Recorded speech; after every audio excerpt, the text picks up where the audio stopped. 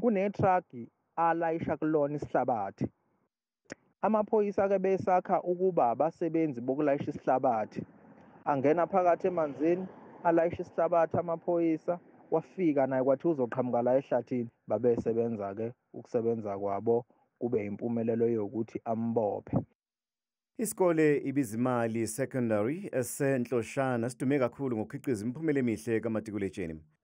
Kepha kulezi insuku lesikole besisabalale nayo yonke inkundla yezokuxhumana ngeindaba ezingehli kahle zokunukubezwa kwabafundi. Kusolwa ukuthi lona wesilisa wadlwengula abafundi abayisithupha. Manje abafundi bebewuthubomvu sebefuna nokuyothungela ngomlilo ikhaya lomsolwa. Kuze kwabanjwa umhlangano ophuthumayo izolo phakathi kwamaphoyisa omele umholi wendabuko wendawo isikole iphini lemeya yaseNkandla kanye nabazali. Bonke bebekhathazekile ngokwenzeka kulesikole.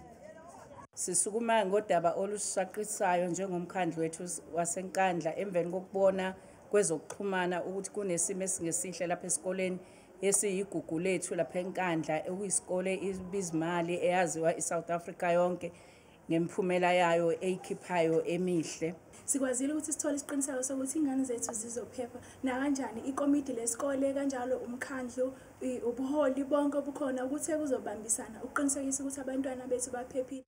Ubuholi bendawo buthembise abazali ukuthi buzoqinisekisa ukuphepha kweingane zabo njengoba imizi eminingi kule ndawo ixosha ikati eziko ngeindawo eziqashise abafundi abaphuma endaweni engaphandle kwaseNkandla. Ukukhona balezi ingane kuyasilekelela kakhulu isizwe ngoba ngesikhathi iqashile emzini yabantu bayakwazi abazali ukuthi bexoshe ikati eziko imisebenzi ayisekho. Ngakho ke siwubukhosi siyathembisa abazali ukuthi sizosukuma kakhulu sisebenze ngokuyikhandla silekelelane namaphoyisa silekelelane nazo zonke inhlaka o-CPF. Osomatekisi bamnikele emaphoyiseni aseMarian Hill umsolwa. Kusenjalo undunankulu wesifundazwe uThamsanqa Ntuli ucike kakhulu lesenzo somsolwa wanxusa umphakathi ukuba ungathuli nolwazi lwababandakanyeka ezenzweni zodlame lwezobulili i-GBV.